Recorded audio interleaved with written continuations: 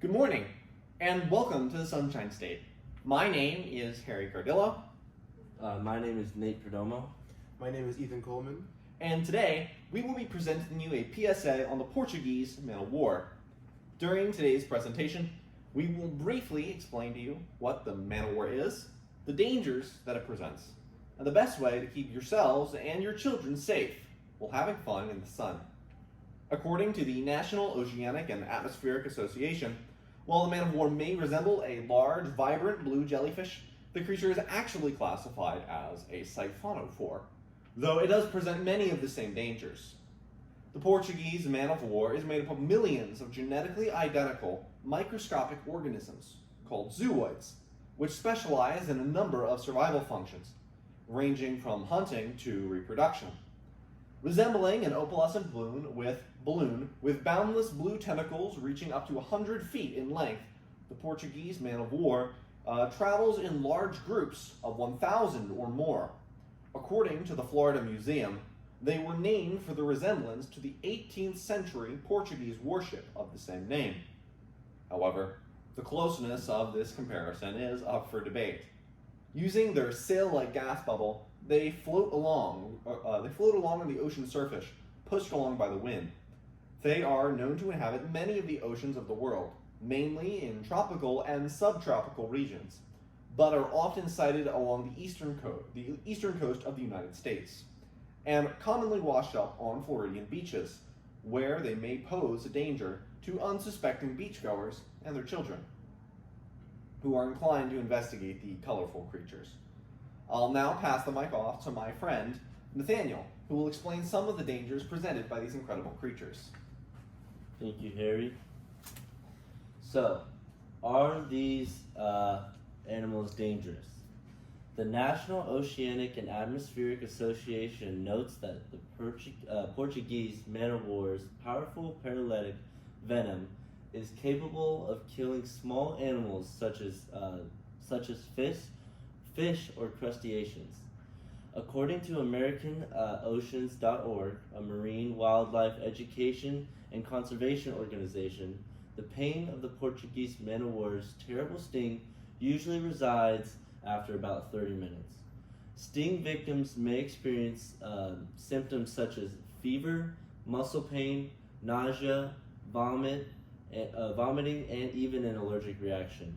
Although extremely uncommon, this can also result in death, usually resulting from heart complications. According to the Local S, a popular Spanish news platform, while the sting is rarely fatal to humans, it is still extremely painful and can cause welts lasting for up to 3 days. If stung, it is best to call for professional medical attention. Find a lifeguard and inform them of the presence of the Portuguese Man of War in the area. And then when cleaning the sting, attempt to remove any tentacle parts stuck to the skin without using your other hands. Wash the wound with salt water and vinegar, but do not pee on the sting.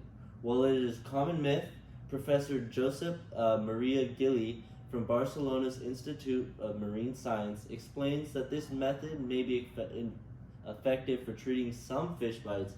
It is never effective for any sort of stinging marine life. If possible, soak the wound in warm water for about 15 minutes. Now that we've learned what to do when you're stung, Ethan will take it over and tell you how not to get stung. Thank you, Nathaniel. Although there are treatments for the Portuguese Man of War's sting, the best defense is prevention. But how can you avoid an encounter with these creatures? Keep an eye out for warning flags. According to an article written on livescience.com by science and technology reporter Elizabeth Palermo, most beaches will post warning signs when dangerous wildlife are sighted in the area, and provide verbal warning signs to swimmers. If you see one of these, there's most likely more nearby, as they travel in large groups, so it's usually best to get out of the water. While in the water, their tentacles can be nearly invisible, and they are usually trail for hundreds of feet behind them. It's possible for their tentacles to get caught up in currents as well, which adds another factor to the danger that they present. Beyond this, the number one rule is to not touch them. Their vibrant colors and opalescent sheen may intrigue curious children, so keep an eye on your kids. Don't be fooled if you see them washed up on the shore. According to the National Oceanic and Atmospheric Association, the Portuguese man-of-war can remain dangerous for weeks after being beached on the shore. So keep your distance, or just maybe swim a different day.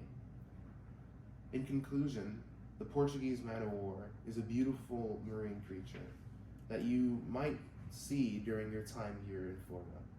Its stings are rarely fatal, but they are extremely painful, which leave welts on your skin that can last for days. While proper treatment can reduce the duration and intensity of the pain, the best strategy is to avoid being stung altogether. Listen to lifeguards and keep an eye on your children who might be enticed to investigate the colorful creatures. Small animals such as cats and dogs should also be kept away from these as well. We hope you and your family enjoy the beaches safely in the beautiful state of Florida.